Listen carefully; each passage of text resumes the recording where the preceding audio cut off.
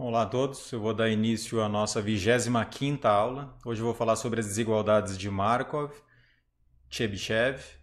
Vou apresentar a convergência em distribuição, alguns teoremas relacionados com convergência em distribuição e convergência em probabilidade. Eu espero entrar em lei fraca e lei forte dos grandes números e também apresentar o teorema do limite central. Então, se eu conseguir passar todos esses tópicos nessa aula, eu termino o módulo 1 hoje. E aí, na próxima aula, eu faço alguns exercícios e posso tirar dúvidas de vocês. Posso liberar vocês também para estudarem para a prova de segunda-feira. Tá ok? Todo mundo me escuta bem? Entender bem. Então, a aula de hoje, eu vou iniciar aqui com as desigualdades de Markov e desigualdade de Chebyshev. E aí eu quero fazer, com essas duas desigualdades você consegue calcular intervalos de confiança e tamanhos amostrais bem gerais, tá? Você não precisa nem saber a distribuição da sua variável aleatória e você consegue dar um tamanho amostral. O problema é que o tamanho amostral fica muito grande quando você usa essas desigualdades. Eu não vou falar sobre tamanho amostral nessa aula, mas eu pretendo fazer um vídeo para deixar disponível lá no canal sobre como calcular o tamanho amostral usando a desigualdade. E depois, se vocês quiserem, deem uma olhada lá. Então, vou passar aqui para a nossa lousa digital. Vamos lá.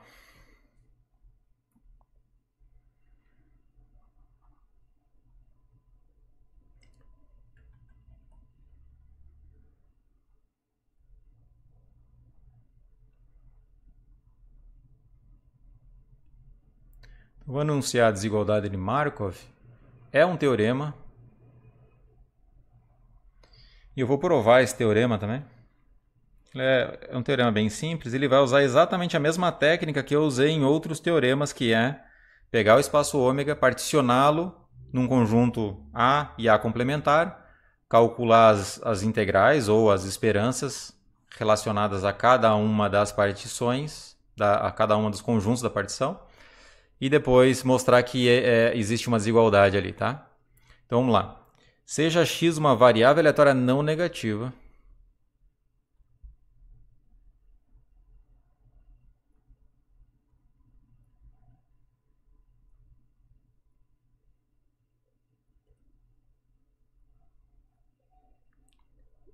e integrável.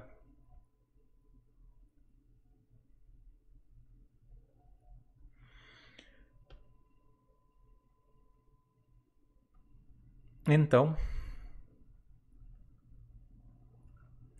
a probabilidade do x ser maior ou igual a um epsilon positivo, isso aqui é menor ou igual a esperança de x, porque ele é integrável, existe, é finito. Então isso aqui está bem definido, dividido por epsilon. E isso vale para qualquer epsilon positivo.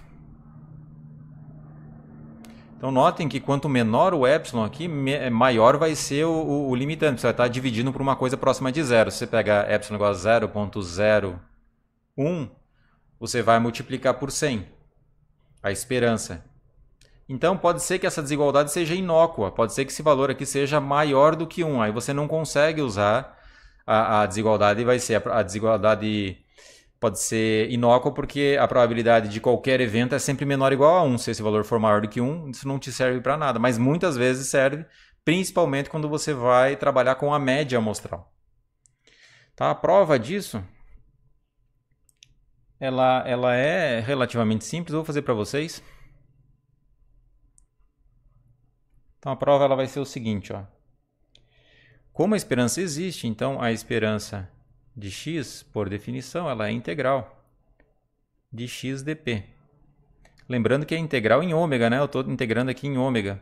Eu posso agora dividir essa integral em dois conjuntos. Um em A e outro em A complementar. Para qualquer A. Qualquer A que seja mensurável, né? Qualquer A que esteja na nossa sigma álgebra. Tá? Só que esse A em específico, eu vou definir o seguinte, ó, em que, em especial, isso vale para esse A aqui. Eu vou pegar todos os ômegas em ômega, para os quais x de ômega é maior ou igual a epsilon. Por quê? Ora, porque isso vai me ajudar ali, certo? Isso aqui vai se transformar em uma probabilidade. Não vai se transformar em uma probabilidade ainda, mas eu vou majorar para que se transforme em uma probabilidade. Vocês concordam? Olha, o x é maior ou igual a epsilon para todo ômegazinho que está em A, eu já garanto que o x de ômega é maior ou igual a epsilon. Então, esse x aqui, se eu substituir por epsilon, eu já garanto uma desigualdade aí. Tá? Então vamos dar uma olhada agora qual vai ser essa desigualdade. Vamos dar uma olhada aqui. Duas coisas importantes, né, que eu quero que vocês notem também é que essa integral aqui ela é maior ou igual a zero, porque x é uma variável aleatória positiva. Isso aqui também é maior ou igual a zero. Então, se eu remover um deles aqui, isso aqui se torna maior ou igual àquilo, certo? A esperança de x vai ser maior ou igual a essa integral, ou, se você quiser também, a esperança de x vai ser maior ou igual a essa outra integral se eu remover uma delas. Então, é basicamente isso que eu vou fazer. Isso implica, portanto, que a esperança de x é maior ou igual a essa primeira integral aqui. Perfeito? Então, agora dei uma olhada aqui. Ó. Dentro do conjunto A, o x é maior ou igual a epsilon. Então, eu posso substituir agora o x por epsilon, porque essa integral continua sendo maior ou igual a isso aqui. Isso aqui é uma constante agora. Tá? A constante ela sai da integral, vai ficar a epsilon multiplicado pela integral em A dp. E isso aqui, pessoal, nada mais é do que a probabilidade. Isso aqui é exatamente epsilon, probabilidade do conjunto A ocorrer. Mas o que significa o conjunto A? É justamente a probabilidade do x ser maior ou igual a epsilon. Isso implica que a esperança de x é maior ou igual a epsilon vezes a probabilidade do x ser maior ou igual a epsilon. E agora, resolvendo, a probabilidade do x ser maior ou igual a epsilon é menor ou igual a esperança de x dividido por epsilon. Tá, isso aqui vale para qualquer epsilon maior do que zero.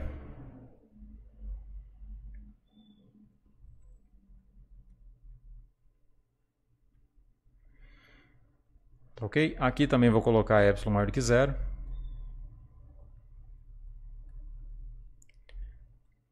Então, é uma prova que usa os mesmos artifícios já utilizados em outra demonstração. Vocês lembram, né? Que eu quebrei também a integral em duas, fiz uma partição, A e A complementar, e eu tinha majorado também lá naquele outro momento, né? Então agora eu vou enunciar um segundo teorema ou uma segunda desigualdade, e essa é a desigualdade de Chebyshev. É uma generalização da desigualdade de Markov. Alguns escrevem a desigualdade de Markov como uma generalização. Eu vou escrever desse jeito aqui.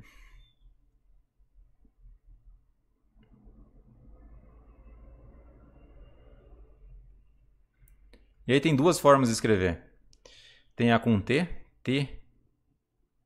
né? CH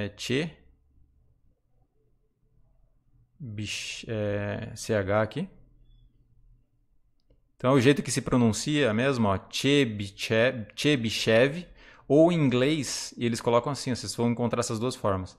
Che, porque em inglês o CH eles, né, é che, aí é um SH aqui. Tá? Porque esse CH teria a pronúncia do Chev, então seria Chebyshev, né? Se eu colocasse um C aqui, então é Chebyshev. Tá? Então aqui, então tomem cuidado com a pronúncia, enfim, eu acho que não tem tanto problema quanto a isso, mas só para vocês saberem que tem formas diferentes de escrever. Em português é uma, em inglês é outra. Eu acho que é só para manter a pronúncia. Então vamos lá, a mesma coisa agora, só que é uma generalização, a variável real, tá? Seja x uma variável aleatória real integrável, ou até melhor do que isso, tal que a esperança do módulo de x elevado a k é finita. Então, com essa desigualdade, você consegue fazer cálculo de intervalo de confiança e de tamanho amostral, mesmo sem saber qual é a distribuição da variável aleatória. Para algum k maior ou igual a 2, tá? Pode ser igual a 2, exatamente igual a 2, ou seja, o segundo momento é finito. Se isso acontece, então a probabilidade do x em módulo menos a esperança de x ser maior, deixa eu ver se está maior ou menor aqui, ser maior ou igual a epsilon é menor ou igual a esperança de x menos esperança de x em módulo elevado a k dividido por epsilon elevado a k. Tá? Se o k for igual a 2, então isso aqui vira variância. E aqui fica epsilon elevado a 2. Tá? Isso aqui vale para epsilon maior do que 0. Perfeito? Por que eu coloquei? Aqui, na verdade, o k poderia ser maior ou igual a 1. Tá bom? Eu coloquei maior ou igual a 2 aqui por conveniência, mas poderia ser maior ou igual a 1, para garantir pelo menos a existência da esperança. Tá? E aí que poderia ser 1.5, poderia ser 1.2, porque os momentos maiores podem não existir. Vocês lembram disso, né? Se um momento k existe, então qualquer outro momento entre 0 e k também tem que existir necessariamente, tem que ser finito. Então a prova aqui, pessoal, e essa prova ela é aplicada a outras desigualdades. Desigualdade de Bernstein, desigualdade... não estou lembrando agora do nome das desigualdades, mas você consegue, usando a desigualdade de Markov, e esse procedimento que eu vou fazer para vocês aqui, provar outras desigualdades. Eu não vou apresentar para vocês outras desigualdades, tá? Só essas duas. Então, prova.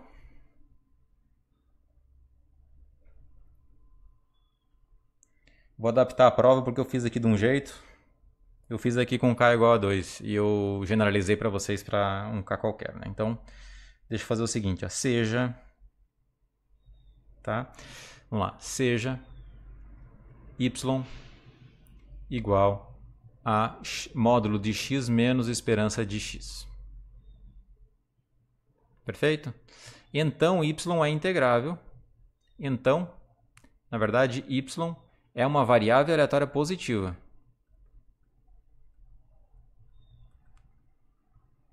E além disso,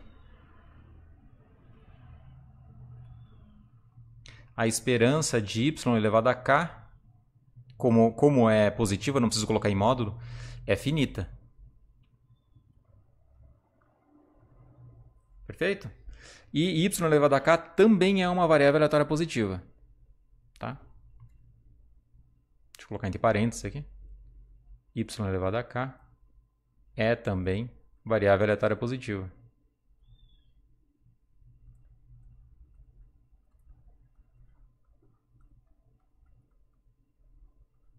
Pois bem, vamos dar uma olhada aqui. Ó. A probabilidade do módulo de x menos exponencial, menos esperança de x, isso ser maior ou igual a epsilon, vocês concordam que esse evento que está aqui no meio, ele é equivalente a eu elevar a k, certo? Eu vou simplesmente substituir por y primeiro, para ficar evidente aqui. E agora, esse evento que está aqui, como y é uma variável aleatória positiva, eu posso elevar k de um lado, eu tenho que elevar do outro, certo? Então, esse aqui é igual à probabilidade de y elevado a k maior ou igual a epsilon elevado a k. Quando eu elevo a k, uma variável positiva, é uma transformação 1 a 1. Perfeito? K é maior ou igual a 2, nesse caso poderia ser maior ou igual a 1. Eu estou simplesmente aplicando uma função g de um lado, que é estritamente monotônica, e a mesma função está sendo aplicada do outro lado. Agora, eu posso aplicar a desigualdade de Markov aqui. Isso eu sei que é menor ou igual a esperança de y elevado a k dividido por epsilon elevado a k. E aí eu vou lá e substituo o y elevado a k.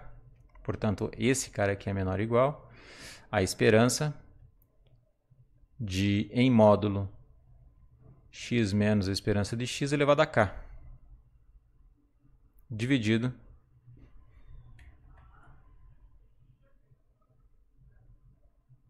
por epsilon elevado a k. Ora, isso aqui vale para qualquer epsilon positivo, certo? Em especial, para quando o k é igual a 2, deixa eu fechar aqui, deixa eu colocar uma observação.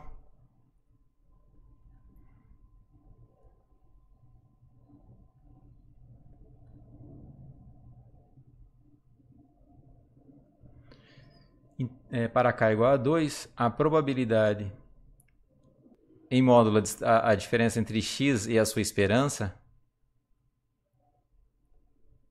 ser maior ou igual a epsilon, isso aqui é menor ou igual à variância de x dividido por epsilon ao quadrado. Perfeito?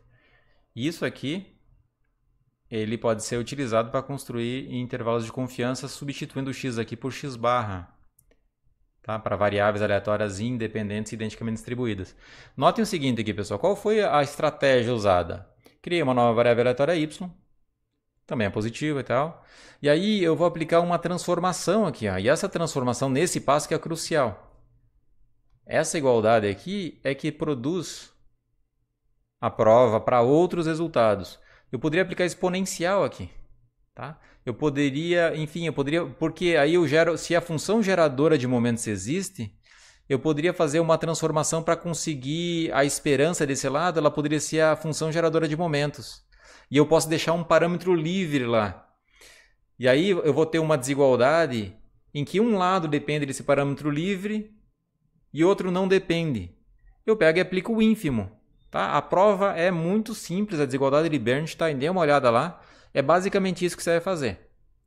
Tá? A ideia é essa. É essa a ideia que eu fiz aqui. Ó. É aplicar uma transformação monótona.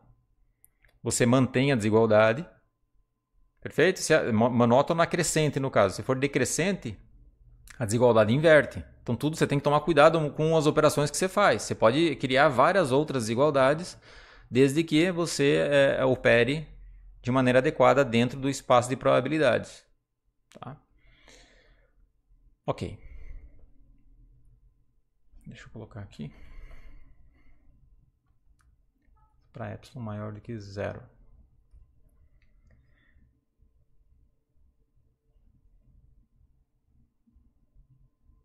Então, olha que interessante. A aplicação imediata da desigualdade de Chebyshev é provar convergência em probabilidade. Então, olhem que interessante. E eu vou fazer... Poderia ser um exemplo, mas eu vou colocar como um teorema. Tá? Sejam xn para n maior ou igual a 1. Então, tem o x1, x2, x3 e assim por tanto, uma sequência de variáveis aleatórias. Variáveis aleatórias independentes e identicamente distribuídas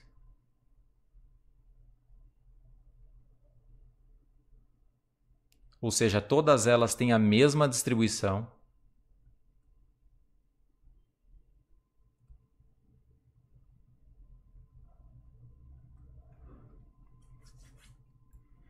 identicamente distribuídas tais que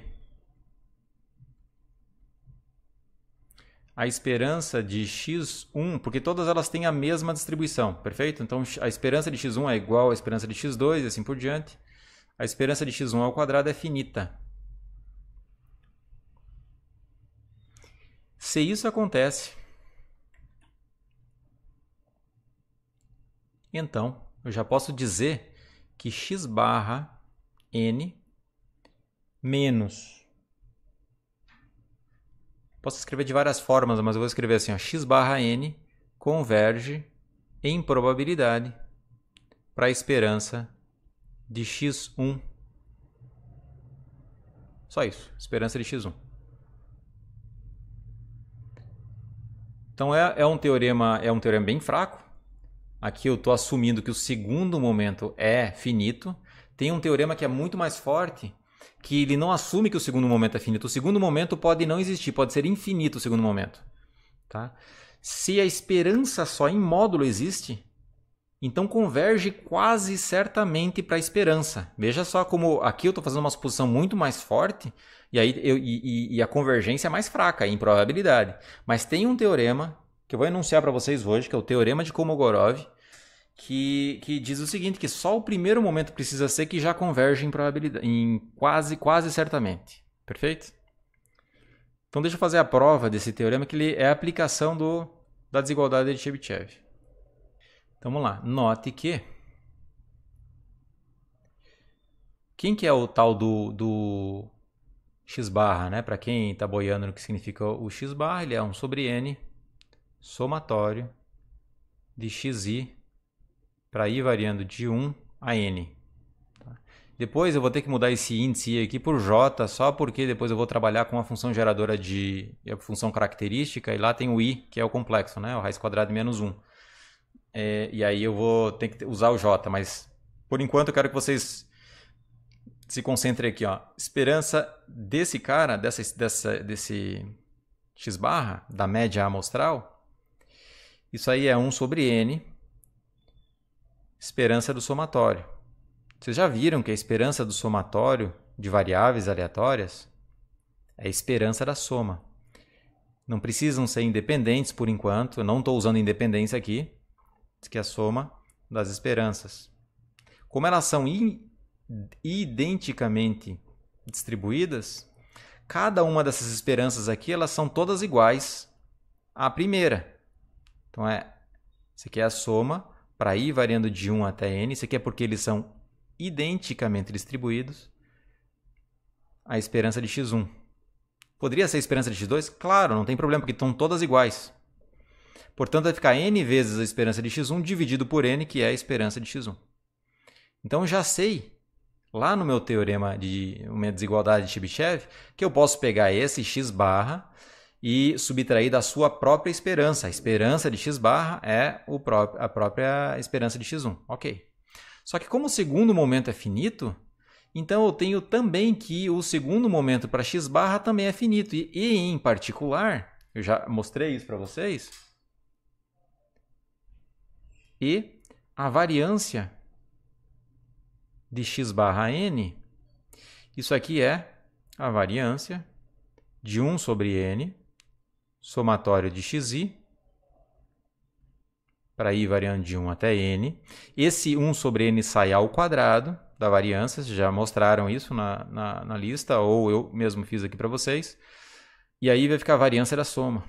Como eles são independentes, a variância da soma é a soma das variâncias mais a soma das covariâncias. Só que as covariâncias são zero.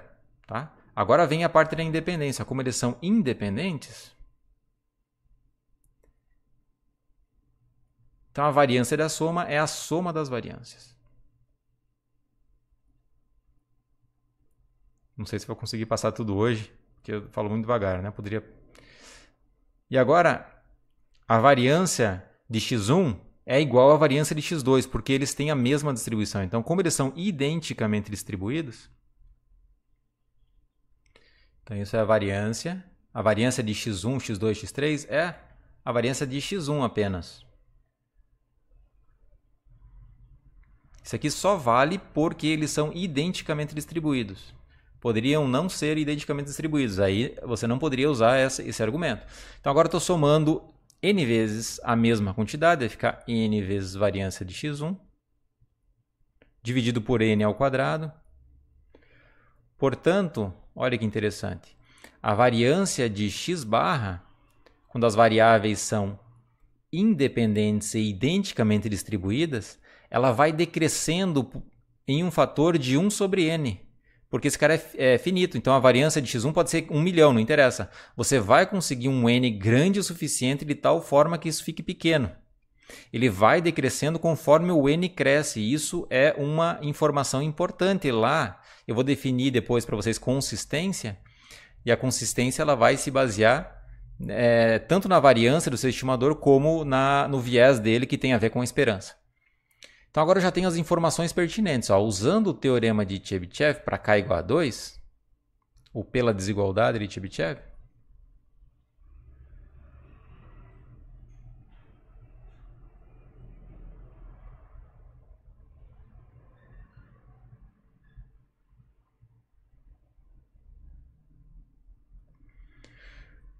Chebyshev para k igual a 2, temos o seguinte,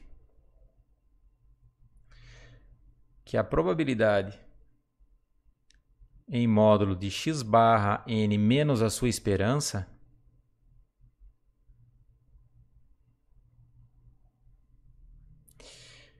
ser maior ou igual a epsilon,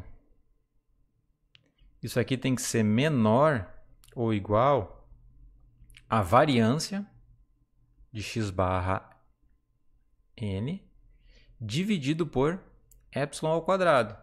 Só que eu já sei que a variância é variância de x1 dividido por n vezes epsilon ao quadrado.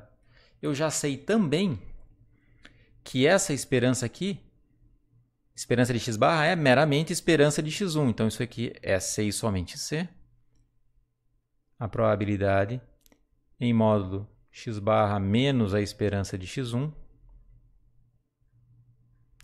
ser maior ou igual a epsilon, eu já sei que isso é menor ou igual a variância de x1 dividido por n vezes epsilon ao quadrado. Isso vale para qualquer epsilon positivo, tá, pessoal? Fixado, fixou o epsilon, escolha um epsilon. Isso está feito. Perfeito? Então agora, qual é a definição de convergência em probabilidade? Basta aplicar limite aqui. Se eu aplicar limite para cada epsilon fixado, eu aplico o limite e vai para zero, converge em probabilidade. Deixa eu tirar esse... Parece um menos, né? É um ponto ali. Isso implica, portanto, que aplicando limite para n tendendo a mais infinito. Então veja a potencialidade da desigualdade de Chebyshev. Você consegue mostrar que converge em probabilidade. Que x barra converge em probabilidade para a esperança de x1. Isso é igual a zero, porque aplico o limite desse lado. Perfeito? Logo, por definição, x barra n converge em probabilidade para a esperança de x1. Tá? Aí vocês podem olhar aqui e pensar o seguinte, mas eu posso generalizar isso, não posso? Claro que você pode. Por quê? Porque aqui, ó, até aqui está tudo perfeito, certo? Eu estou usando apenas a desigualdade de Chebyshev. Aqui eu usei a suposição de independência daqui nessa igualdade, certo? Para passar desse ponto para esse. Se eu quero generalizar, eu quero considerar variáveis aleatórias dependentes, eu sei que a variância do x barra, essa igualdade eu não posso usar, mas ela vai ter algumas covariâncias. Aqui eu posso, na verdade, o que eu não posso é aqui, né? Eu vou ter covariâncias a considerar aqui. Então, se essas covariâncias forem limitadas em alguma ordem, de tal forma que isso aqui continue indo para zero, você também tem a convergência em probabilidade, perfeito? Então, é uma questão para você pensar em como majorar as covariâncias entre as variáveis aleatórias. Então, se a covariância tiver uma certa dependência que diminua conforme o n cresça, vocês entendem? Nesse sentido. Tá? Para vocês pensarem aí que é possível generalizar isso facilmente, sem quebrar muito a cuca. Então, agora vamos para convergência em distribuição. Vocês podem pensar que esse teorema é simplesmente um exemplo, tá, pessoal? Vocês podem aplicar isso agora, tá? O xn podem ser, o xn para n igual a 1, 2, 3 e assim por diante, podem ser variáveis aleatórias de Bernoulli com probabilidade de sucesso P, independentes e identicamente distribuídas. Então, essa esperança já cumpre, a esperança de x1 ao quadrado ela já é finita. Perfeito? Quem que é a esperança de x1 nesse caso? É P. Então x barra converge em probabilidade para Pzinho. Certo? Ou seja, depois disso vai ter uma relação lá com consistência. Vocês estão me escutando ainda, pessoal? Alguma dúvida em relação a esses conceitos? Vocês já viram isso de alguma forma, né, nos cursos mais básicos? Vou definir para vocês agora convergência em distribuição.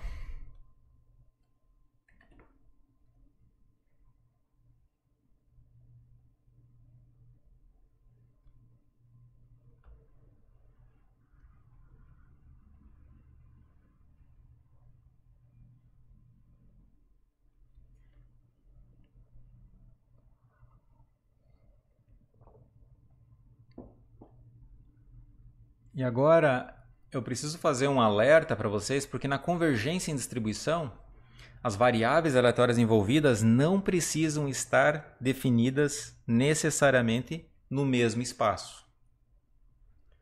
Então deixa eu enunciar para vocês aqui, ó, sejam, por isso que eu deixei ela para o final, para não misturar com as outras.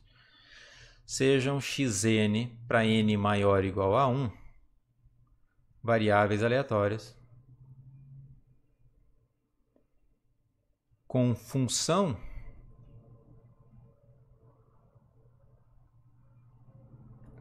de distribuição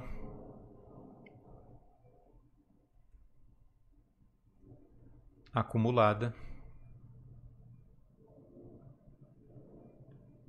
Vou chamar de f. Vou colocar fn apenas, para não ficar colocando f de xn, tá? Então f1 é a função de distribuição acumulada de x1. f2 é a função de distribuição acumulada de x2 e assim por diante. Para n maior ou igual a 1, respectivamente. Tá? Então vou deixar uma observação clara aqui. As variáveis aleatórias não precisam estar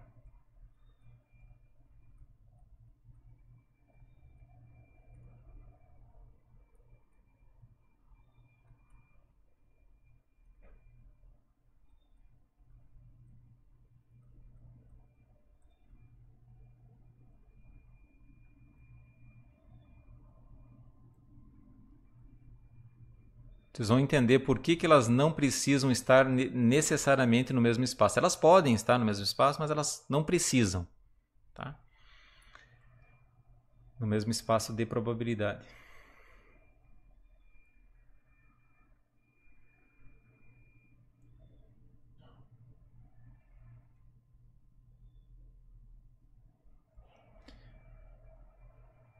Então, desculpa.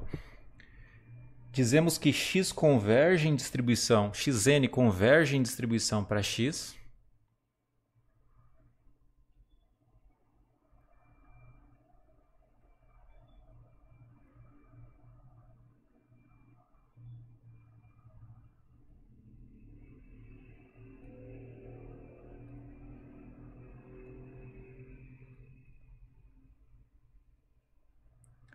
Para uma outra variável aleatória x. C e somente C.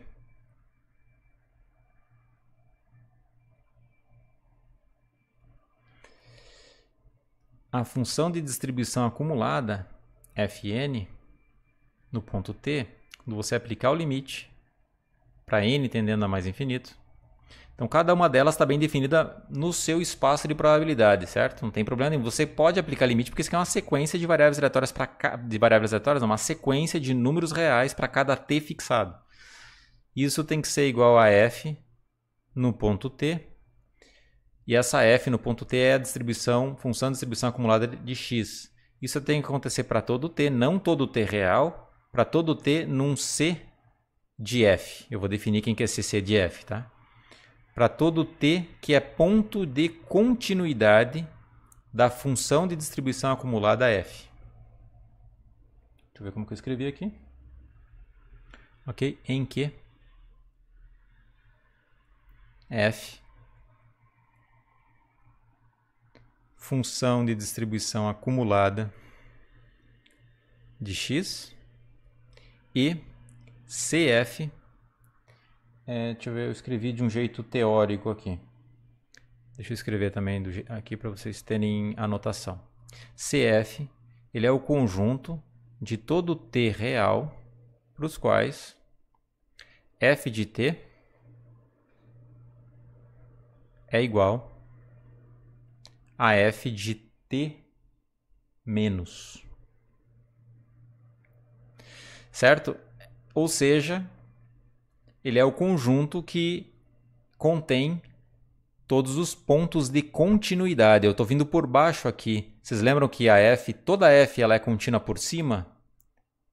Então, a f de t é sempre igual a f de t+. Mas para variáveis aleatórias discretas, a f de t nem sempre é igual a f de t menos. É sempre igual a f de t+, não tem problema. Então, eu quero para todo t de tal forma que isso aconteça. Para aqueles saltos, eu não precisa necessariamente, certo? Valer. E isso é interessante em alguns exercícios, isso fica evidente, tá? Então aqui eu vou só dizer o que ele é, tá? É o conjunto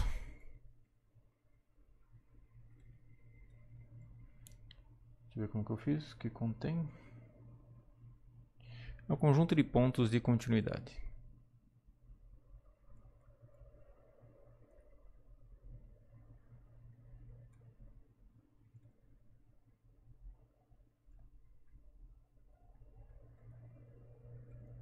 Então vamos dar um exemplo dessa convergência. O que eu tenho que fazer? Eu tenho que calcular, eu tenho que ter as funções de distribuição acumuladas. Então, se eu tenho a distribuição do xn, a função de probabilidade ou a função densidade de probabilidade, eu consigo calcular a fn. Se eu tenho a fn, aplico o limite e vejo para onde vai. Perfeito? E aí eu vejo qual é a variável aleatória associada àquela função de distribuição acumulada, se for uma função de distribuição acumulada. Então, vamos dar uma olhada aqui em um exemplo.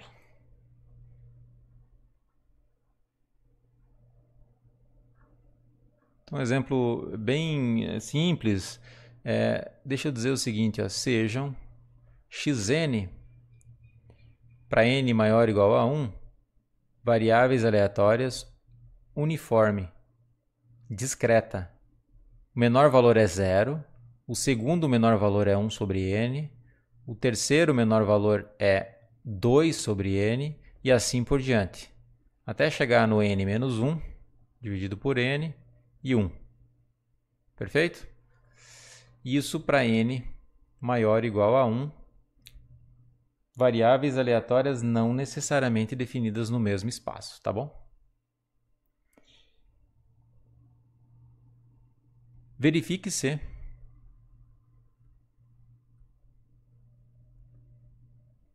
xn converge em distribuição, e aí eu não falei a notação, né? Eu vou colocar a notação ali em cima, só para não ter que ficar escrevendo, certo? Então a notação é que xn converge em distribuição para x. Então um D aqui, tá? Um D caligráfico. Deixa eu ver se eu melhoro isso. É um Dzinho aqui. Você pode colocar um D normal, sem problema nenhum. Verifique se converge em distribuição para um x e encontre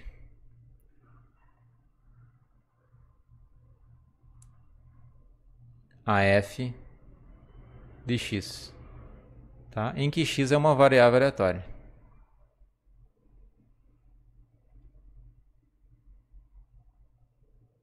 Não dei a variável aleatória, podia ter dado. Podia dizer, verifique se converge para uma uniforme 0,1, por exemplo. Então vamos dar uma olhada aqui. Ó. A solução. Eu fiz o seguinte aqui. A primeira coisa que você vai fazer é uniforme, né? Então vamos dar uma olhadinha na função de distribuição acumulada de cada uma delas. Então vamos lá. Note que a probabilidade do xn ser igual a um determinado k, isso a gente viu lá, isso aí é uniforme, tá? Então é 1 dividido por... Quantos elementos eu tenho aqui? Ó? Tenho 1, 2, 3, n menos 1, aí tem n aqui, com o 0 é n mais 1. Tá? Se o 0 te atrapalha na contagem, começa do 1. Ó. 1, 2, n menos 1, aí esse cara é n, só que você não contou o zero, então n mais 1. Então eu tenho n mais 1 termos lá, vezes a indicadora do K no conjunto 0, 1 sobre n, 2 sobre n e assim por diante.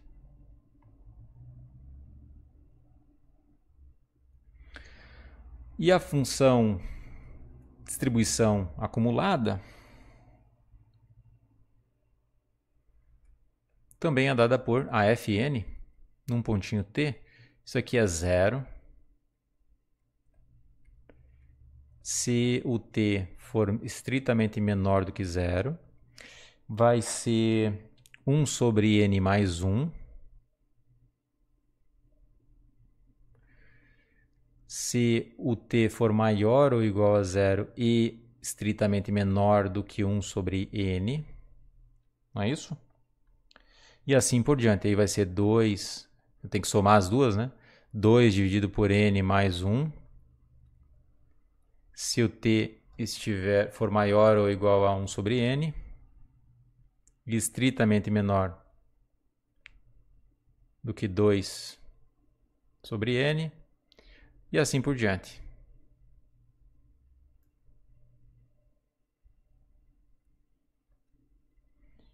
Eu fiz aqui para um j. Isso aqui é igual a um j mais 1, dividido por n mais 1. Se o t for maior ou igual a j dividido por n, e estritamente menor do que j mais 1 dividido por n. Tem mais um aqui, mais 3 pontinhos, até chegar no último. E aí ele vai ser n mais 1 dividido por n mais 1, mas eu vou colocar aqui n dividido por n mais 1, se j estiver aqui entre n menos 1 menor ou igual e estritamente menor do que... é isso, né? Tá certo. Aqui menor ou igual a 1, menor do que 1, estritamente menor do que 1. E por fim ele vai ser 1 se o t for maior ou igual a 1.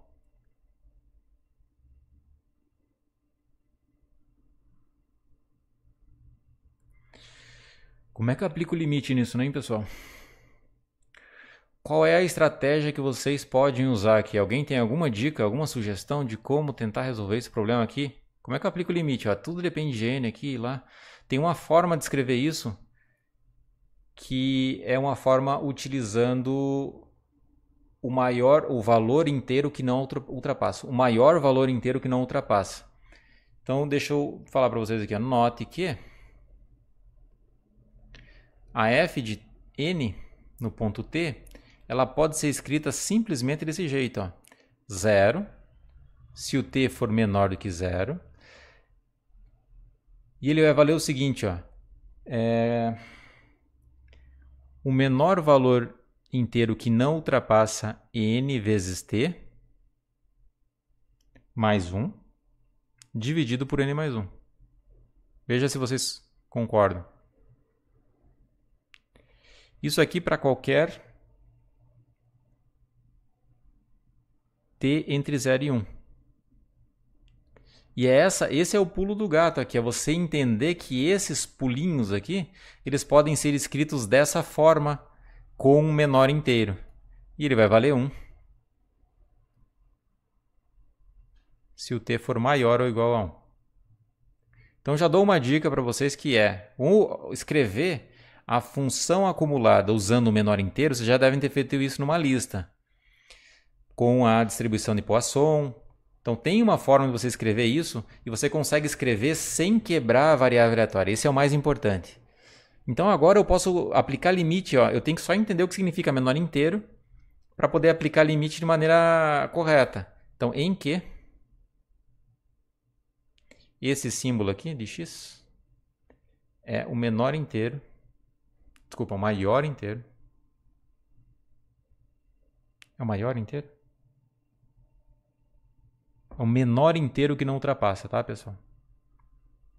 Se eu falei maior, me desculpem.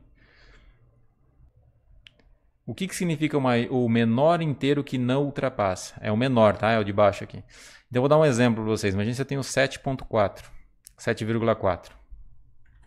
Qual é o menor inteiro que não ultrapassa? 7. Tá? Se eu tenho 8.1, qual é o menor inteiro que não ultrapassa? 8. E eu quero que vocês notem o seguinte, ó, no fundo, o que é esse menor inteiro? Ele é o seguinte, né? Eu posso sempre pensar que o menor inteiro ele vai ser o cara que está lá dentro, 7.4, menos uma coisa que está entre 0 e 1. Veja bem, ó, sempre vai ser menos uma coisa que está entre 0 e 1. E essa é a importância para você entender o que significa o menor inteiro na aplicação do limite. Ó. A mesma coisa aqui, ó, ele é na verdade 8.1 menos 0.1, certo? Ou seja, ele é sempre menos algo que está entre 0 e 1 aqui. E isso faz total diferença. Tá?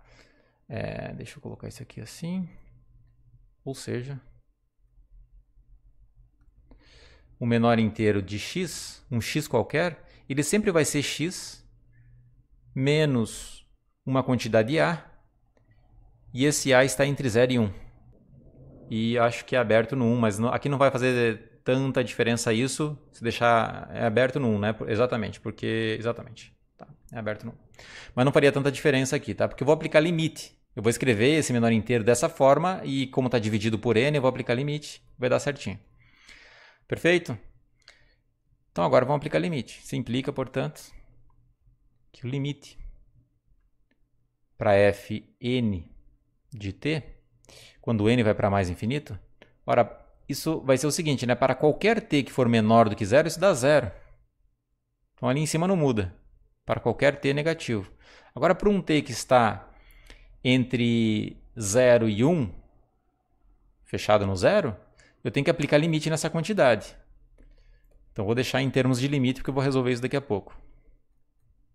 Então isso aqui fica limite do menor inteiro que não ultrapassa n vezes t, mais 1, dividido por n mais 1.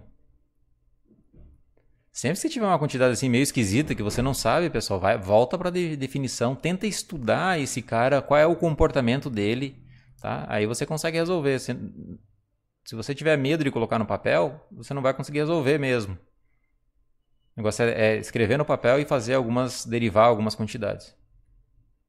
Deixa eu colocar assim para ficar um embaixo do outro. Para t maior ou igual a 0.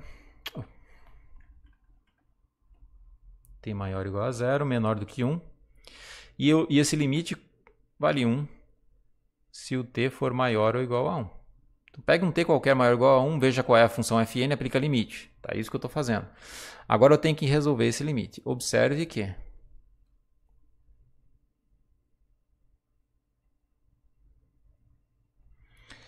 o menor inteiro que não ultrapassa esse cara aqui é, na verdade, n vezes t menos uma quantidade a que está sempre entre 0 e 1. Você pode colocar AN aqui, não tem problema, mas esse AN está sempre entre 0 e 1. Eu não preciso explicitar quem ele é. Por que eu não preciso explicitar? Porque basta que ele esteja entre 0 e 1, que já o argumento vai valer. Portanto, isso implica que o limite para n tendendo a mais infinito desse cara aí, mais 1 dividido por n mais 1, eu vou substituir pelo que ele vale. Ó. Então, isso aqui é n vezes t menos an. E aqui também não importa se é menos ou mais, tá? Poderia ser o maior inteiro, aqui também daria na mesma, certo? Esse cara, ele depois você vai perceber que ele vai para 0, quando você divide por n mais 1. Opa! Então, isso é igual ao limite para n tendendo a mais infinito dessa quantidade. Então, é nt menos an. Tirei a parte que me incomodava, que é o menor inteiro. Você pode tentar encontrar também um majorar, né, de forma superior aí, e aí você mostra que uma parte foi para 0, e aí, enfim, tem várias formas de você resolver o problema. Então agora eu vou aplicar limite em cada uma das partes, né? Então isso implica que esse limite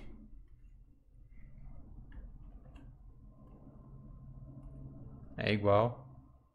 Então vai ficar assim, ó, limite para nt dividido por n mais 1. Então já sei para quanto vai isso aqui. Menos o limite de an n mais 1, quando n vai para mais infinito, mais o limite de 1 dividido por n mais 1, quando n vai para mais infinito. Ora, esse último termo já vai para zero automaticamente. Esse cara aqui, se você quiser, você pode majorar isso aqui e dizer o seguinte, ó, pega então o maior valor possível dessa sequência n, é 1, certo? Não tem outro valor possível maior. Então, quando você pega o maior valor possível, o menor valor possível é 0. Então, o limite vai ser 0. Quando você pega o maior valor possível, esse limite continua indo para 0. Então, isso aqui também vai para 0. Tudo bem? Tem um argumento formal para dizer isso. Como a n é sempre menor do que 1, eu pego o maior valor possível que o AN pode assumir. Se para esse maior valor possível continua sendo 0 e a coisa é sempre positiva, é sempre não negativa, então o limite só pode ir para 0. E o limite desse termo aqui, então n dividido por n mais 1, o limite é 1. Então já sei que isso é exatamente igual a t. Então o limite é exatamente igual a t.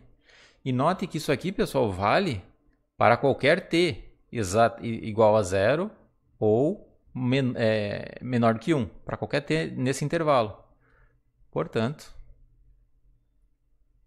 a nossa fn de t, desculpa, limite, né?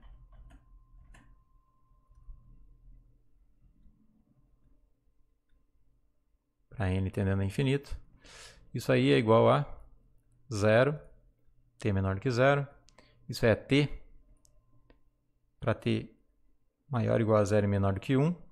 E é 1 se t é maior ou igual a 1. Vocês já viram um exemplo dessa função distribuição de probabilidade.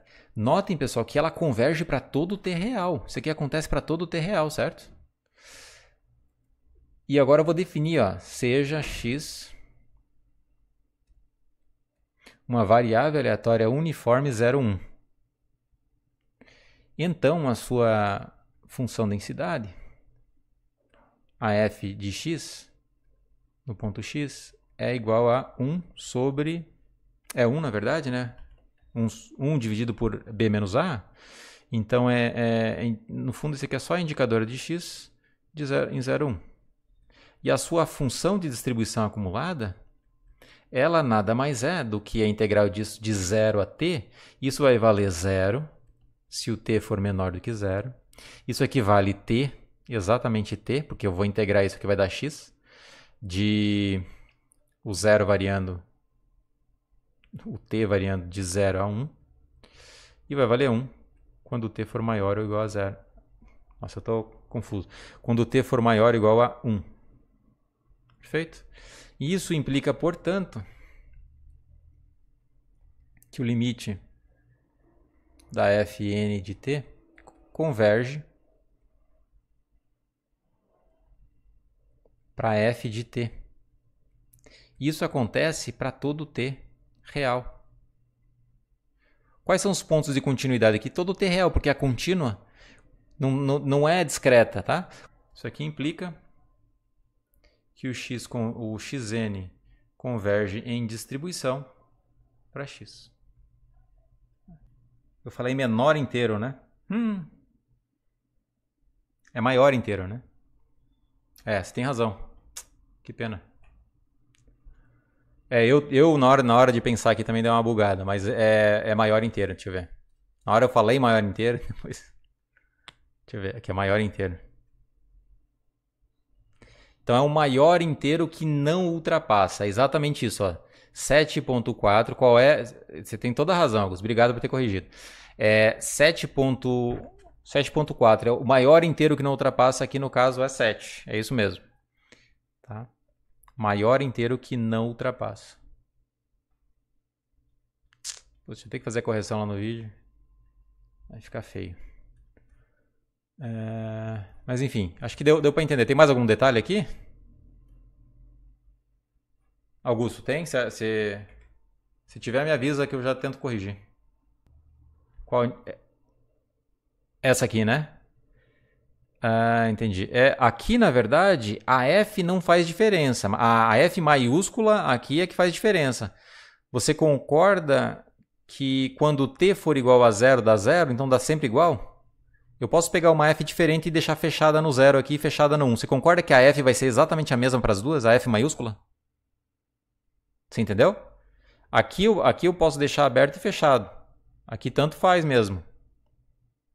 Se eu usar essa definição, o que vai acontecer aqui? Aqui pode colocar desse jeito, só que você concorda que vai dar na mesma, porque ela é contínua?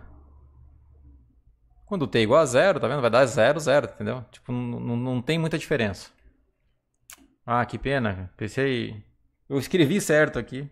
Então, pessoal, se tivesse, por favor, me avisem, tá? Essa parte ficou feia. Deixa eu ver aqui mais... Então, vou apresentar 2 teoremas e vocês vão provar os teoremas na lista. Né? Então, o teorema. O primeiro teorema diz o seguinte, ó, xn. Se o xn converge em probabilidade para x, isso implica que o xn converge em distribuição para x.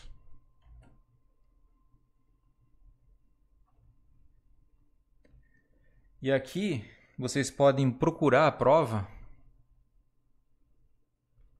no Barry James.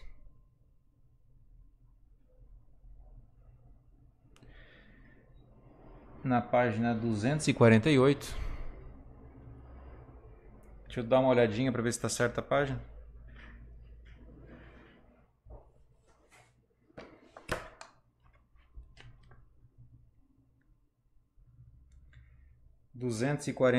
Na proposição 6.5, tá? Ele diz lá, se xn converge para x em probabilidade, então xn converge para x também em distribuição.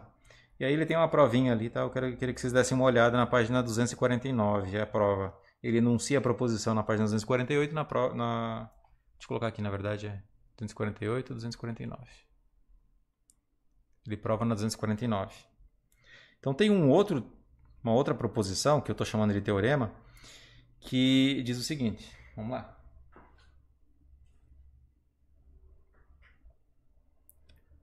Eu vou voltar aqui também só para vocês terem isso aqui anotado, tá? Então essa anotação, e tem mais um detalhe aqui, ó, quando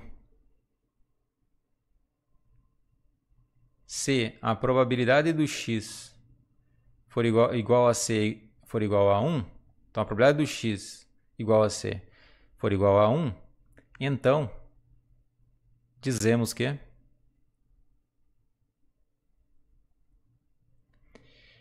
xn converge em distribuição para C. Tá? Isso pode acontecer, a probabilidade do x ser igual a C é 1, e aí você pode representar dessa forma também, tá? Xn converge em distribuição para um Czinho. É uma forma que os livros usam, eu vou adotar aqui também.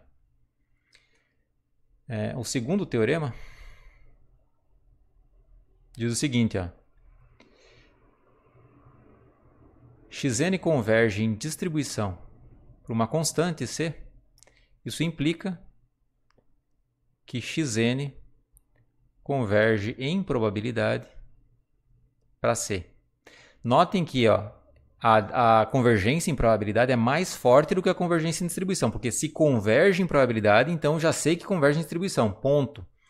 Agora, você só consegue a volta você só consegue se convergir em distribuição para uma constante ou para uma variável aleatória degenerada na constante, certo? Em que C é uma constante, não é uma variável aleatória.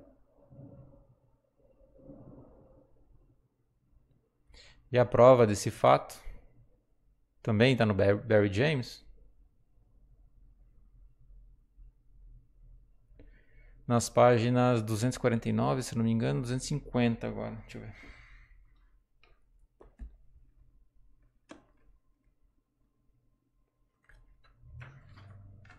É. Não, 249 só. É isso mesmo. A prova é bem pequenininha, não vou fazer aqui, tá? Eu quero que vocês deem uma olhada nisso. Lá tem várias outras, tá, pessoal? Várias outras que eu vou pedir para vocês provarem na lista. Eu quero que vocês olhem lá e provem para complementar o que está sendo dado em sala. Deixa eu ver o que eu tenho mais para dizer.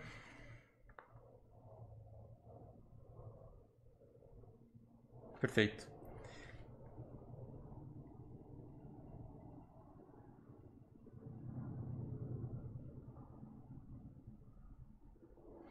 Então agora eu vou enunciar para vocês o teorema da continuidade de Levi.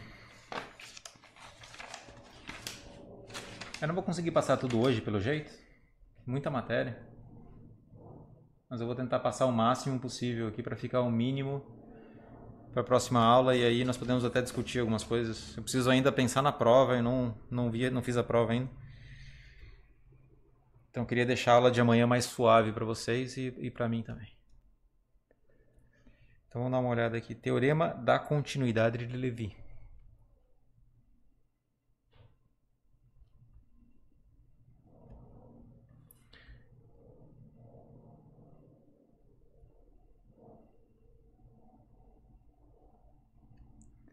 É um teorema muito difícil de provar. Levi. Não sei se vocês conseguem acompanhar, mas eu recomendo que deem pelo menos uma olhada. Tem no Barry James, acho que ele fala um pouquinho. Não sei se ele prova teoricamente, mas a prova é bem difícil. Eu acho que ele não deve provar isso. Diz o seguinte, ó. Sejam.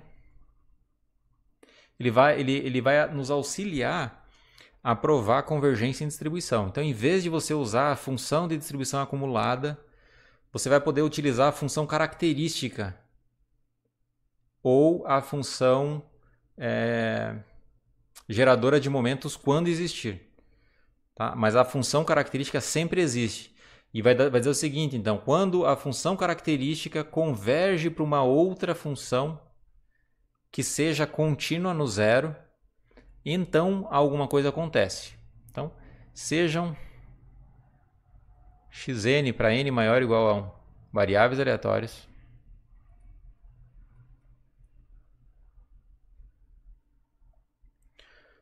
com funções características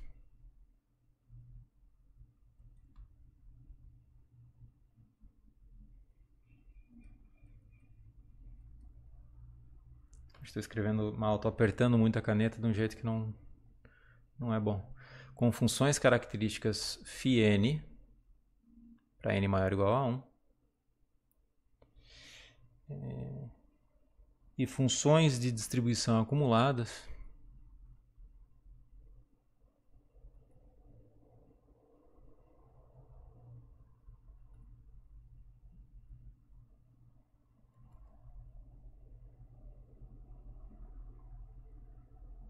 Fn para n maior ou igual a 1, respectivamente.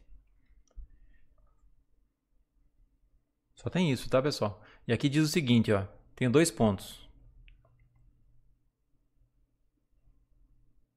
Antes de entrar nos dois pontos, eu vou entrar nesses dois pontos já já. Eu vou dizer o seguinte, se o limite de φn t para n maior ou igual para n tendendo a mais infinito for igual a um φ de t para todo t real, isso aqui é importante, né? Para todo t ponto de continuidade não, porque essa φ ela é contínua, certo? Então esse aqui tem que valer para todo t real e o φ é contínua no zero.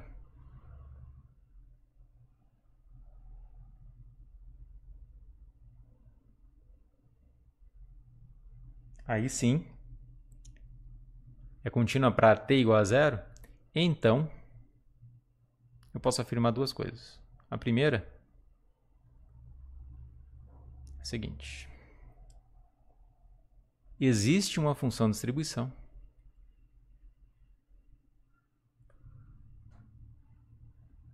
uma FDA, função de distribuição.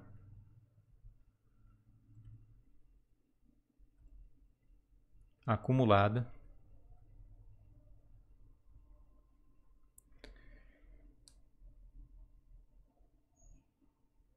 F de uma variável aleatória x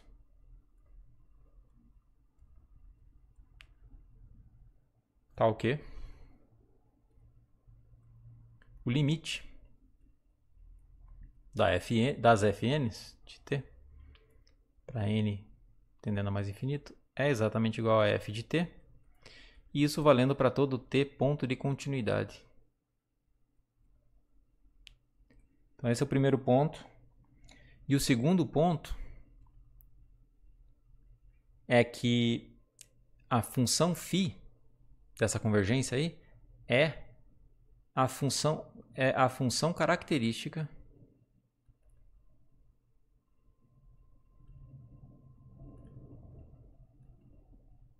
da variável aleatória x.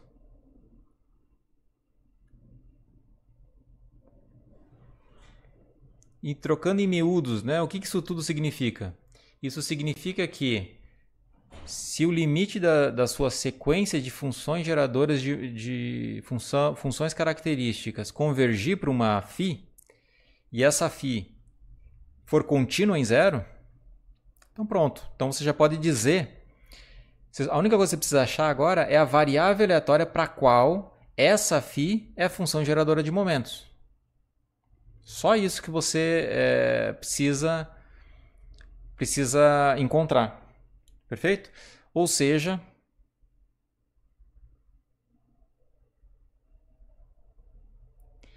xn converge em distribuição para x. Perfeito ou não? Acho que tá ok, certo? Se isso aqui acontece, então eu tenho esses dois pontos. Em especial, deixa eu colocar isso aqui dentro. Aqui, tá?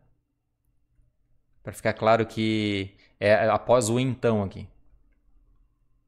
Então essas duas coisas acontecem e trocando em miúdo significa que a convergência em distribuição ocorre. E o seu único problema vai ser então agora encontrar o limite da sua função característica, e depois você vai chegar numa função aqui e você precisa tentar encontrar qual é a variável aleatória x para qual essa φ é função geradora de momentos. Não, função característica. Estou falando função geradora de momentos, mas não é isso. Função característica. Você pode fazer com a função geradora de momentos também, quando ela existe, mas o teorema ele foi provado para a função característica. Então vamos dar uma olhada aqui num exemplo.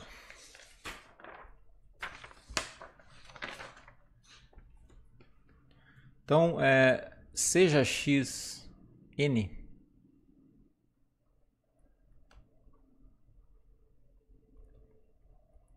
xn variáveis aleatórias de Bernoulli, P, tá? Para n maior ou igual a 1, variáveis aleatórias independentes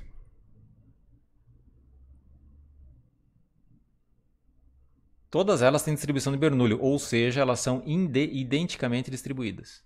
Identicamente distribuídas. Só aqui você já consegue usar vários teoremas. Já consigo mostrar que x barra converge em probabilidade para P. Distribuídas.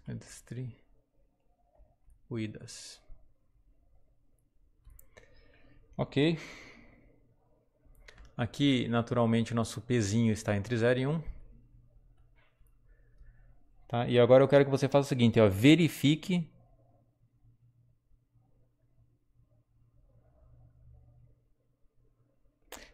eu já poderia verificar aqui rapidamente que o x barra converge em probabilidade para P, mas eu vou usar um outro artifício, vou acabar perdendo tempo com isso, né?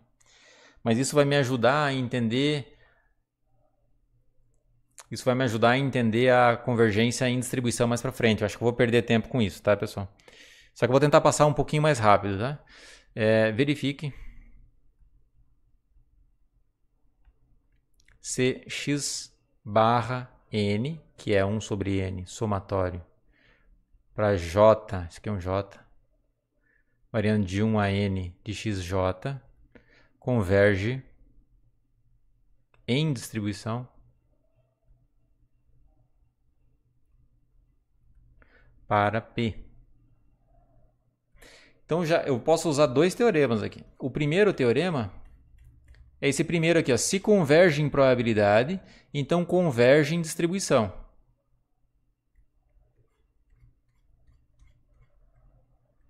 Então o que eu posso fazer aqui, ó, já? Solução. Note que x barra n, pelos mesmos argumentos do teorema que eu passei para vocês, ele converge em probabilidade para P. A esperança de x1 é P, vocês lembram disso? Isso aqui implica pelo teorema que x barra n converge em distribuição para P também. Ok. Agora, e se eu pedir o seguinte, eu posso pedir um tipo específico de prova. Eu posso pedir o seguinte, converge se x barra converge em distribuição usando a função característica. Então agora vamos usar a função característica. Então essa aqui é a solução 1, vou colocar a solução 2. Pela função característica, precisamos mostrar que a função característica de x barra n no pontinho t converge para uma função característica de t. Em que essa função característica, imagina, se a variável aleatória ela está concentrada em p, então isso tem que ser exponencial de itp. Vocês concordam? É justamente essa é a função característica para uma constante ou para uma variável aleatória degenerada em p. É isso que eu tenho que mostrar. Perfeito? É contínuo em zero? É contínuo em zero. Isso aqui, ó, t igual a zero, a exponencial, então posso pegar um tzinho por cima e por baixo, dá exatamente a mesma coisa. Ok, então precisamos mostrar isso. Agora vamos calcular então o limite desse cara aqui. Vocês vão ver como é complexo, não é fácil também. Vocês precisam saber limites aqui, tá? Então veja bem, ó. Assim, φ de x barra n no ponto t, vamos abrir, tá, para ver o que significa. Por definição, é exponencial, esperança do exponencial de i vezes t vezes x barra n. E isso, por definição de média amostral, de x barra, né? Isso aí é soma 1 sobre n, soma de xj, vou colocar xj para não confundir com aquele i, para j igual a 1 até n. Eu vou deixar em termos de soma porque eu já sei uma propriedade boa. Então, olha como é que eu vou escrever. No fundo, isso aí é a função característica da soma para j igual a 1 até n no ponto t dividido por n. Posso escrever isso de várias formas. Uma delas que me ajuda é essa. Por quê? Porque eu sei que as variáveis são independentes e identicamente distribuídas, de acordo com uma Bernoulli. Então eu sei que o φ da soma de variáveis aleatórias independentes é o produto. Eu só vou usar aqui primeiro o independente, tá? É o produto para j variando de 1 a n das φs de xj no ponto t dividido por n. Só que como elas são identicamente distribuídas, tem todas a mesma distribuição, as suas funções características são todas iguais. Então, esse aqui é o produto para j igual a 1 até n da φ de x1. Posso usar só a primeira, não tem problema. Só que não posso esquecer que o argumento tem n ali, certo? Só que agora, como eu estou fazendo o produto e o j não tem mais índice j aqui, eu posso simplesmente... Isso aqui, no fundo, é a função característica da primeira componente no ponto t dividido por n, isso elevado a n. Mas eu sei que é Bernoulli, né, pessoal? Então, a Bernoulli, como que é a função característica? Já mostrei para vocês, é 1 menos p mais exponencial de i multiplicado pelo argumento que está aqui, ou seja, t dividido por n, vezes p. Isso elevado a n. Agora eu tenho que pegar e aplicar limite aqui. Antes de aplicar limite, deixa eu só fazer mais uma operação para vocês perceberem. Isso aqui, na verdade, é 1 mais P vezes exponencial de IT dividido por N menos 1. Isso aqui vai me ajudar de algum jeito. Tá? Como é que eu aplico o limite nisso agora? Então vamos dar uma olhada aqui. Então, propriedade de limite. Ó. O limite de φ de x barra n no ponto t, para n tendendo a mais infinito, isso é igual ao limite dessa outra quantidade.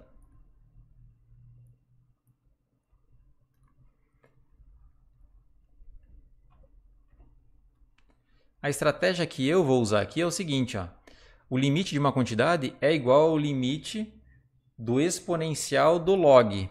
Então aqui fica exponencial, o limite de n vezes log de 1 mais p exponencial de it dividido por n menos 1. Tá? O log aqui, se n estava aqui no expoente, ele já desceu. Só para facilitar e não perder tanto tempo. Tá? Então agora vamos me preocupar com essa quantidade ali. Depois eu aplico o exponencial naquele resultado e acabou, perfeito? Eu vou expandir o log e vou expandir o exponencial também. Então vou colocar um note aqui. Exponencial de it dividido por n menos 1. Eu posso expandir o exponencial, isso vai ficar 1 mais alguma coisa, então 1 menos 1 vai embora. Então vai ficar aqui, ó, it dividido por n, esse 1 está indo embora com o primeiro elemento, tá? Mais it ao quadrado dividido por 2 fatorial vezes n ao quadrado, e assim por diante, mais it ao cubo dividido por 3 fatorial n ao cubo, mais tarará. Perfeito? Essa é a primeira expansão, e a segunda expansão é log. Log de 1 mais x,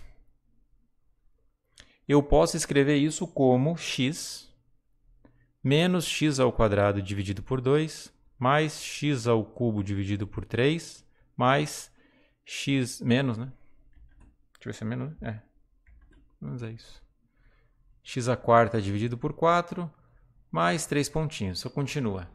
Perfeito? Eu vou usar essas duas identidades aqui para calcular esse limite. Ó, tem um n aqui na frente multiplicando. Então vai acontecer, quando eu expandir isso, vai acontecer uma mágica, que esse n multiplicado por essas quantidades aqui, esse primeiro termo vai ficar it, e esse aqui vai ficar dividido por n. Tá? Então vamos notar algumas coisas aqui. Isso implica que n vezes log de 1 mais p exponencial it dividido por n menos 1, isso é igual a n. Agora eu vou abrir aqui, ó, vou substituir, isso aqui está fazendo o papel do meu x, tá? Então olha o que vai acontecer. Eu vou ficar então com p exponencial it dividido por n menos 1. Então esse aqui é o primeiro, é o x. Agora vai ficar x ao quadrado menos esse cara ao quadrado. Isso dividido por 2 mais ao cubo e assim por diante. Eu não vou escrever tudo. O que é importante é que vocês saibam que ele vai continuar. Perfeito? O que eu quero que vocês notem aqui? Eu vou substituir agora isso aqui pela soma. Olha o que vai acontecer. Então fica grande mesmo. Então olha só. Então vai ficar n multiplicado. Eu vou escrever a soma aqui, tá, pessoal? Para facilitar, isso aqui eu vou colocar assim, a soma para j igual a 1, porque não tem o zero, né? Estou colocando menos 1 ali, então ele já começa do 1 aqui, a mais infinito, de it elevado a j, dividido por j fatorial, vezes n elevado a j no denominador. Então isso aqui é importante, eu vou substituir ali agora. Então vai ficar p vezes essa soma,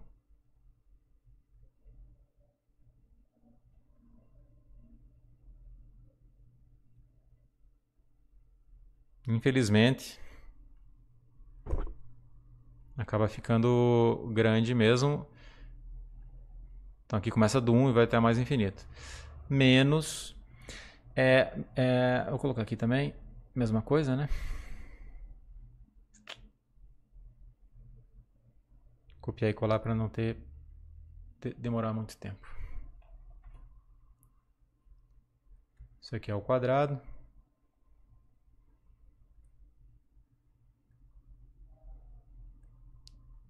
Dividido por 2. E assim por diante, tá? Mais ao cubo. A única coisa que eu quero que vocês percebam aqui é que esse termo ao quadrado, veja bem, ó, quando eu levo esse cara ao quadrado, o que acontece, pessoal? Pensem só o seguinte, qual é o termo aqui? Ó, it dividido por n. Pelo menos no denominador eu vou ter um n ao quadrado. Vocês concordam? Quando eu elevo ao quadrado isso aqui, no mínimo eu vou ter n ao quadrado, mas eu vou ter n ao cubo, n à quarta, n à sétima, não interessa. Mas o menor de todos vai ser n ao quadrado, isso eu tenho certeza. E quando eu multiplicar por n, esse termo continua indo para zero. É isso que importa. Então, olha o que vai acontecer então.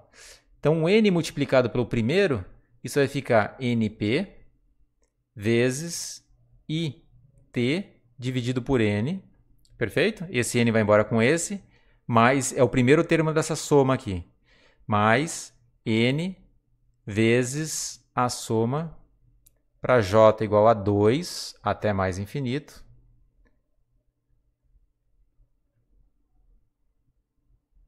J fatorial, n elevado a j. Esse termo aqui, ele está indo para zero. E todos os outros também estão indo para zero. Agora, quando eu pego esse termo também, multiplico por n, agora não preciso dividir, tá? Começando j igual a 2. Por que eu não preciso dividir? Porque eu já mostrei para vocês ali em cima, argumentei, que quando eu elevo esse cara ao quadrado, esse n fica ao quadrado no denominador. Então, quando eu multiplico por n, eles continuam indo todos para zero. Então, o que eu sei aqui, pessoal? Que está todo mundo indo para zero, menos o primeiro. Esse está indo para zero quando o n cresce. Esse está indo para zero quando o n cresce. E assim por diante, todos indo para zero. E esse n vai embora com aquele n. Portanto, quando eu aplico o limite,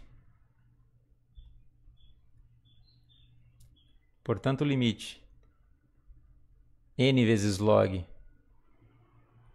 de 1 mais... Você pode usar outros argumentos, tá, pessoal? Tem gente que usa argumentos diferentes aqui. Eu acho que esse é um argumento interessante. Porque aí você consegue expandir e ver exatamente o que está indo para zero, o que não está indo para zero. Então, isso aqui vai dar exatamente P vezes IT. Logo, o limite de φ x barra n t para n tendendo a mais infinito, isso aí é igual a exponencial de itp, que é justamente a função característica da nossa variável degenerada. Portanto, x barra converge em distribuição para P. Ora, como converge em distribuição para P, e P é uma constante, isso implica que x barra converge em distribuição em probabilidade, para P. Aqui é se, nesse caso, se as variáveis estiverem definidas no mesmo espaço. E eu recomendo que vocês escrevam isso aqui nesse teorema também, certo? Acho que vale a pena, tá? Isso aqui acontece desde que... Vou escrever aqui.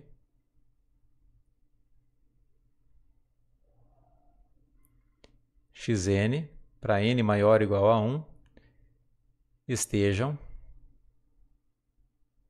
definidas no mesmo espaço.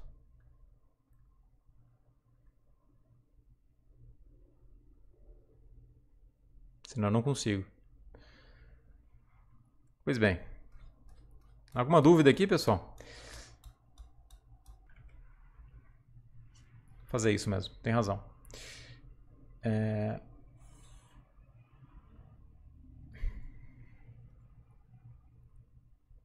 A lei fraca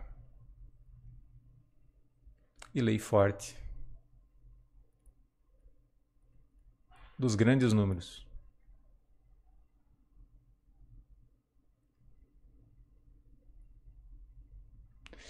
É um pouco esquisito, né, esse jeito aqui.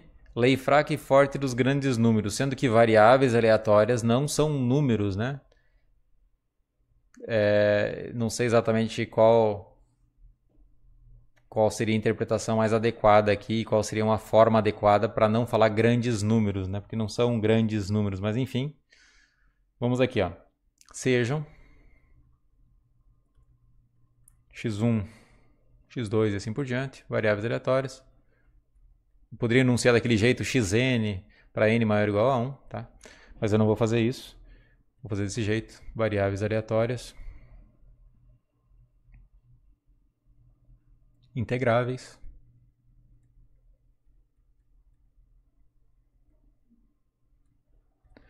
definidas no mesmo espaço.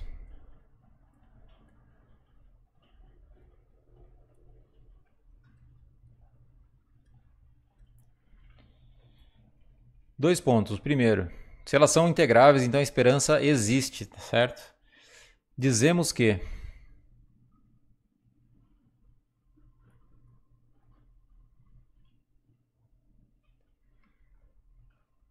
a sequência de variáveis aleatórias x1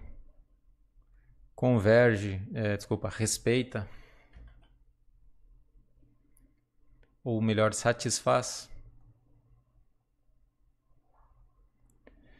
a lei fraca dos grandes números.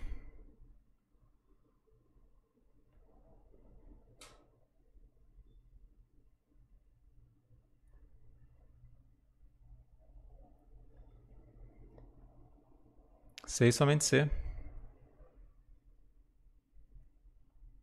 Então essa é uma forma de enunciar, tem outros livros enunciam de outra forma, então você vai ter que usar a definição. Você precisa explicitar a definição, tá? Eu vou usar essa definição aqui, que se eu não me engano está no livro do Barry James. Isso aqui dividido por n. Essa quantidade converge em probabilidade para zero. Em que o Sn é a soma para j igual a 1 até n de xj. Tá? Você pode escrever desse jeito. De forma equivalente, você poderia escrever assim. Ó.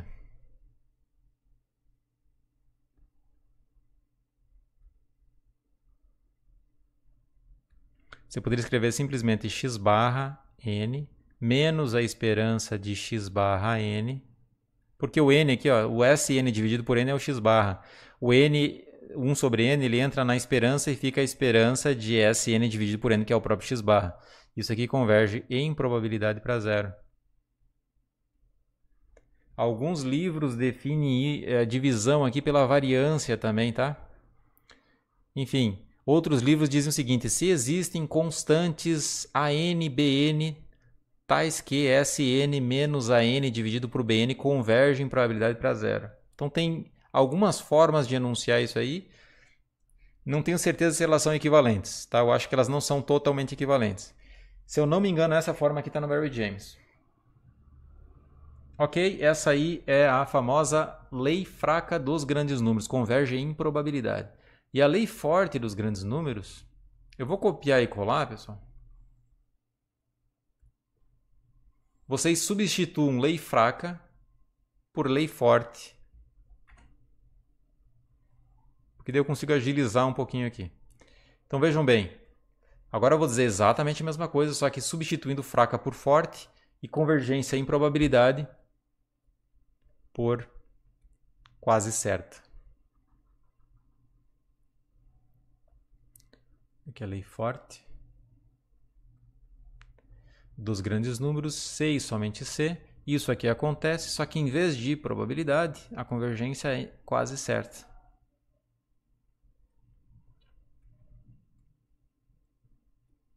Perfeito? Então, essas são as leis fraca e forte dos grandes números. E agora eu vou enunciar para vocês um teorema, que é o teorema da lei fraca de Chebyshev.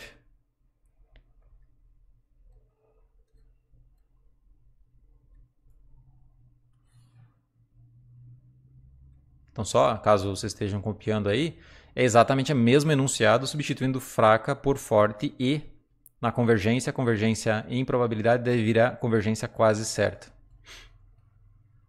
Então, teorema. Essa é uma das disciplinas que eu considero a fundamental para você entender toda a estatística. Eu acho que quem faz essa disciplina do começo ao fim, faz todos os exercícios bonitinhos, você consegue entrar em qualquer área da probabilidade, em qualquer área de machine learning, em qualquer área de inferência causal, em qualquer área de inferência estatística, sabendo, você consegue entender qualquer artigo também. É claro que lá eles vão ter uns teoremas muito mais avançados e vocês vão precisar e trabalhar em outros espaços, tá? Mas enfim, a ideia vai ser sempre essa aqui, tá? Se você entender essas provas, a forma de particionar o espaço, transformar em variáveis aleatórias simples. Se você tem dificuldade em entender o teorema, volta para variáveis aleatórias simples e tenta ver o que acontece lá. Aquilo vai te dar uma intuição. Tá? A variável aleatória simples, ela tem uma partição bonitinha lá e você consegue trabalhar sem muitos problemas. Então deixa eu ver aqui. Teorema é a lei fraca de Chebyshev. Ele diz o seguinte, deixa eu colocar assim.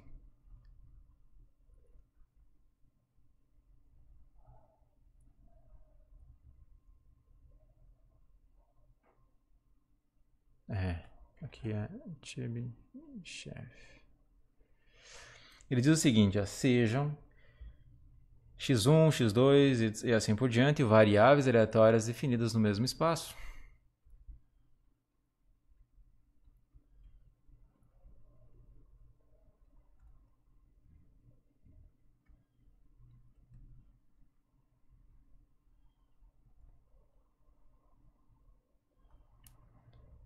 Vou colocar o espaço aqui. Se vocês quiserem colocar em outros lugares lá também, sempre coloque, tá?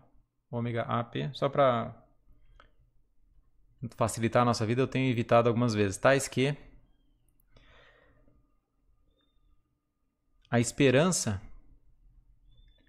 de xi ao quadrado é finita. Veja bem, tá, pessoal? Isso aqui é para i maior ou igual a 1. Para todos os i's aqui, a esperança de xi é finita. Mais do que isso, a covariância entre xi e o xj, eu vou dizer que a covariância é zero. Não preciso da independência. Não vou dizer que elas são independentes, nem que são identicamente distribuídas. Eu vou simplesmente dizer que a covariância é igual a zero. Para todo i diferente de j, igual a 1. Tá? Para todo i diferente de j. E o i e j variando entre 1, 2 e assim por diante. Tá? Maior ou igual a 1, na verdade. Tá?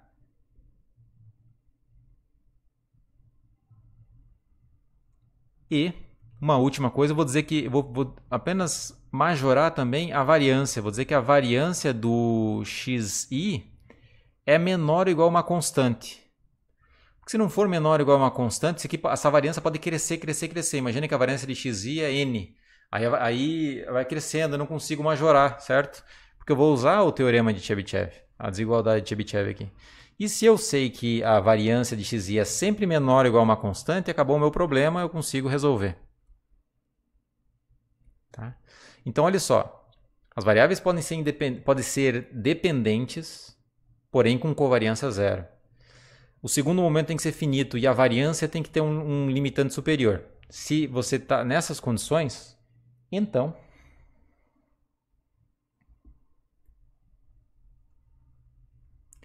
a sequência satisfaz a lei fraca dos grandes números, ou seja, x barra n menos a esperança de x barra n converge em probabilidade para zero.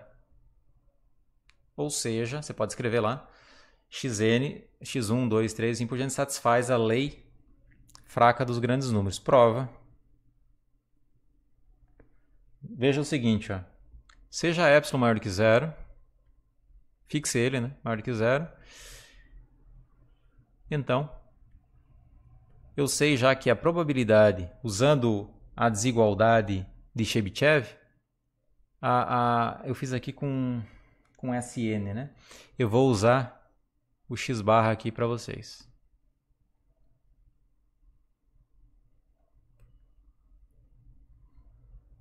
eu sei que essa quantidade em módulo, a probabilidade dela ser maior ou igual a epsilon é menor ou igual à esperança dela, esperança dessa variável aleatória, que é ao quadrado, porque o segundo momento é finito. Então, é a esperança de x barra menos a esperança de x barra n. Isso ao quadrado.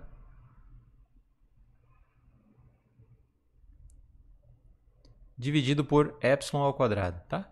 Ou seja, é a aplicação da desigualdade de Chebyshev. Isso aqui já vale por suposição, que eu sei que o segundo momento é finito, portanto a variância do x barra também existe. Vamos dar uma olhadinha agora nessa esperança aqui. Deixa eu ver como que eu fiz. Ok.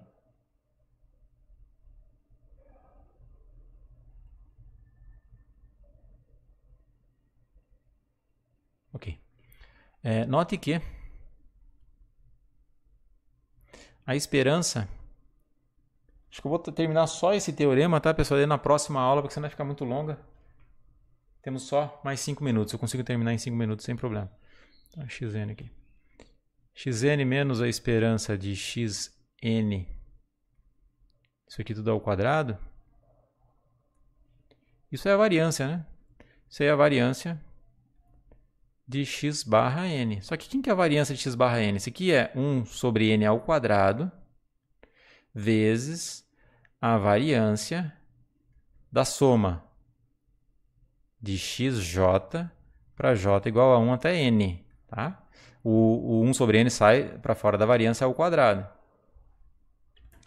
Ok, agora eu preciso trabalhar nessa variância, que eu já mostrei para vocês em outra aula que independente se...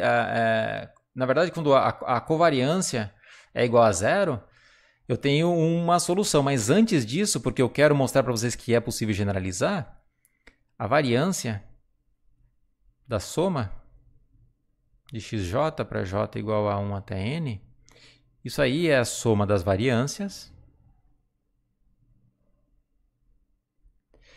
mais, para i menor do que j, duas vezes, covariância entre x e xj.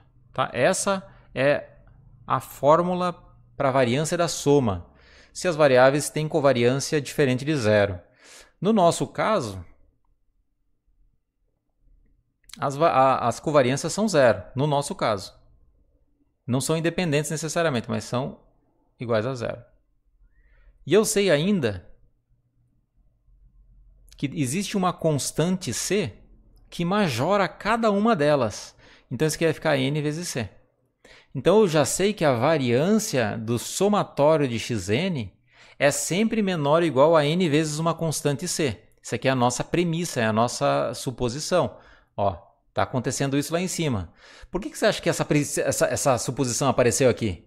Porque ele foi desenvolvendo, eu vou usar a desigualdade de Chebyshev, vamos ver onde a gente chega. Você foi abrindo aqui, aí nessa parte ele falou o seguinte, ó, se a covariância for zero, isso aqui vai embora. Se cada um dos termos da soma for igual a c, eu consigo majorar isso aqui por n vezes c. Como a variância vai estar dividido por n ao quadrado, quando eu multiplico por n lá em cima no numerador, eu continuo indo para zero, perfeito? Então, ó, isso implica que a nossa probabilidade, que esse cara aí,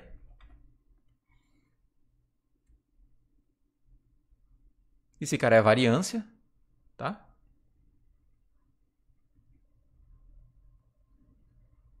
Então, esse aqui nada mais é do que a variância de x barra. Só que essa variância de x barra, já vou substituir pelaquela vale, isso aí é 1 sobre n quadrado, vezes epsilon ao quadrado, vezes a variância da soma. E a variância da soma, ela foi majorada.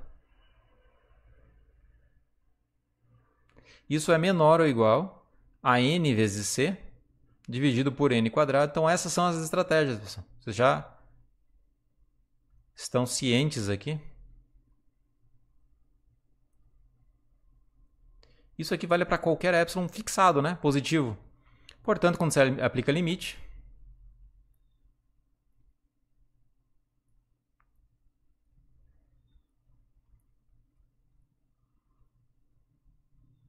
Notem que as variáveis aleatórias não são identicamente distribuídas, hein? Olha a generalização. Porém, elas são não correlacionadas.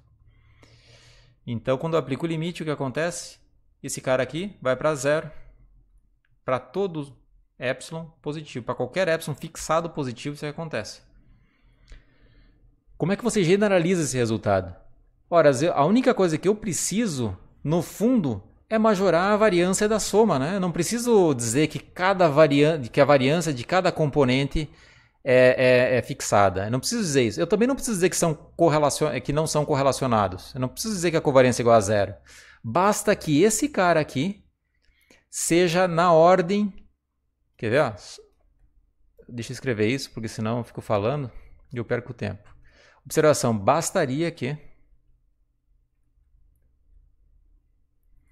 esse termo aqui, que é a variância da soma de xi, para i igual a 1 até n, isso aqui, ele dividido por n ao quadrado, quando você divide isso aqui por n ao quadrado, basta que isso aqui vá para zero, vocês concordam? Se isso for para zero, vai convergir em probabilidade. Então você pode, na sua cabeça, definir uma condição de regularidade para que isso ocorra. Por exemplo, você pode dizer o seguinte, que deixa eu ver como que eu fiz aqui. Bastaria que a variância da soma, ela fosse menor ou igual a uma determinada constante, C, que eu vou chamar de cetil para mudar o nome, certo? Multiplicado por n, basta que seja aqui 2 menos delta, para algum delta positivo. Certo? Olha só, agora é muito mais relaxado isso aqui do que a primeira. Tá? Se eu assumo isso, eu continuo tendo convergência em probabilidade e, portanto, resolveria o problema. Tá? Pois, deixa eu só escrever aqui, pois C til vezes n elevado a 2 menos delta dividido por n quadrado vezes epsilon ao quadrado, isso aí nada mais é do que C til dividido por n elevado a delta positivo. Para qualquer delta positivo, isso aqui continua indo para zero. Vai para zero. E teríamos ainda assim convergência em probabilidade. Isso implica que x barra menos a esperança de x1 converge em probabilidade para zero. Desculpa. Aqui é x barra menos a esperança de x barra converge em probabilidade para zero. Tá? Portanto, teorema aprovado. A lei forte de Kolmogorov, eu não vou provar, eu vou apenas enunciar. Acho que vale a pena enunciar agora, tá, pessoal? Porque são um minuto eu enuncio. E aí na próxima aula eu faço o exercício, tá bom? Então eu vou anunciar agora a lei forte, o teorema, que é a famosa lei forte. E ele diz o seguinte, ó, sejam x1. Eu não vou provar esse teorema que vocês podem dar uma olhadinha no Barry James. Variáveis aleatórias. Agora eles são, não é bem uma generalização, mas é uma generalização em algum sentido. São variáveis aleatórias independentes e identicamente distribuídas. Eu vou chamar de I e Ds, tá, pessoal? Variáveis aleatórias independentes e identicamente distribuídas, tais que a esperança do primeiro só, porque você não precisa, se eles são identicamente distribuídos, eu só preciso fixar para o primeiro, a esperança do primeiro é finita. É integrável, todas elas são integráveis. Se isso acontece, então x barra n menos a esperança de x1 converge quase certamente para zero. Tá? Você pode escrever também, agora nesse momento, como esse cara não depende de n, x barra n converge quase certamente para a esperança de x1. Então, notem o seguinte, ó, porque elas são independentes e identicamente distribuídas, a esperança de x1 é igual à esperança de x2, então só preciso fazer suposições para a esperança de x1. Então, o x1 é uma variável integrável, por consequência, todas as outras são. Eu recomendo que vocês deem uma olhada aqui vou escrever a prova. Vocês vão procurar lá no Barry James, na página 212, se eu não me engano, se não tiver certo, acho que é isso aí. Tá? Então aqui, pessoal, não tem aproximadamente, não tem, acho que absolutamente mais nada que eu possa falar sobre convergência. Eu poderia fazer aplicações aqui, ó. Mas a aplicação é trivial. Ó. Eu posso simplesmente dizer o seguinte: x1, x2 são variáveis aleatórias independentes e identicamente distribuídas de tal forma que x1 tem a distribuição de Bernoulli. Portanto, o x barra converge quase certamente para P. É a aplicação imediata do teorema, não precisa fazer mais nada. Suponha que x1, x2 e assim por diante são variáveis aleatórias independentes e identicamente distribuídas de tal forma que x1 tem a distribuição exponencial. Então, somatório de xi dividido por n converge quase certamente para 1 sobre lambda. E assim por diante, tá, pessoal? Isso vale para todas as distribuições que tenham primeiro momento finito. Se tiver primeiro momento finito, se as variáveis forem independentes e identicamente distribuídas, você tem a lei forte dos grandes números, perfeito? Então era isso que eu gostaria de falar hoje, e na próxima aula eu entro no teorema do limite central. Tá ok, pessoal? Eu vou finalizar a aula agora, se vocês quiserem perguntar aí eu fico mais uns 5 minutinhos. Um abraço. Até sexta-feira.